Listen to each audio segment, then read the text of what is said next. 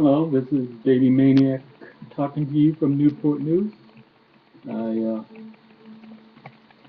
want to talk to you about something that is one of my favorite um, things that bother me, and that is the loss of the inner articulation of the individual.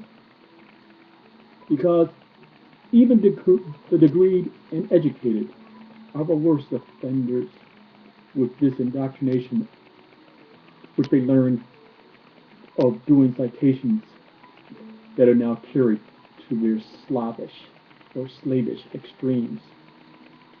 There are times when words of wisdom of the past are needed, such as Winston Churchill said, "A lie gets halfway around the world before the truth has a chance to get its pants on." Or Galileo Galilei said, "I do not feel obliged to believe that the same God who has endowed us with sense, reason, and intellect has intended us to forgo their use." Or Martin Luther King Jr., when he said, "In the end, we will remember not the words of our enemies, but the silence of our friends."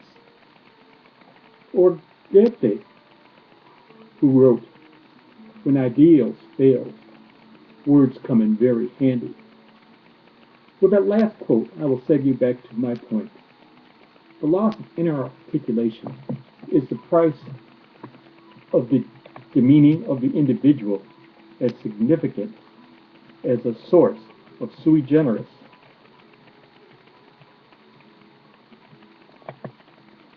As a source of sui generis, unless you have a title or a notoriety to be authorized to speak of your own behalf. Thus, we have the narrative of the titled and the degree framing our perception of things in contradiction to the admonition in the Gospels, which stated in Matthew 11, 16 through 19, Matthew 11, verses 16 through 19, "But whereunto you shall I liken this generation? It is like unto the children sitting in the markets, and calling unto their fellows, and saying, We have piped unto you, and ye have not danced. We have mourned unto you, and ye have not lamented. For John came neither eating nor drinking, and they say, He hath a devil. The Son of Man came eating and drinking, and they say, Behold, a man gluttonous, and a winebibber, a friend of publicans and sinners, but wisdom is justified of her children."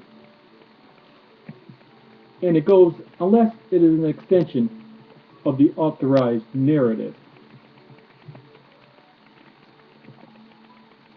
The speaker is defamed, if not slandered, for daring to give a counterpoint and probable heresy to the consensus and the logic of a discipline that gestated it. Thus, we have the good intended spreading the repression of a rhetorical form. That knowledge and wisdom comes from those with authorized status to speak such. Yes, foolishness can come from the ignorant, but how is ignorance defined? By the station or the merit of the idea and its logic? As we have, as a culture, become economic pawns, and who, like crabs, seeking to escape a basket of poverty and obscurity, which Napoleon cynically observed, "Glory is fleeting, but obscurity is forever." For the very vainglory that egotism brings, we enslave ourselves to the dogmatics of others' recipes and agendas, rather than composing our own vision and its articulation. Do not humble your voice in anxiety of the criticisms and thoughts of others. Most of us came into this world alone, and except in gallant or tragic circumstances, will leave this world by ourselves.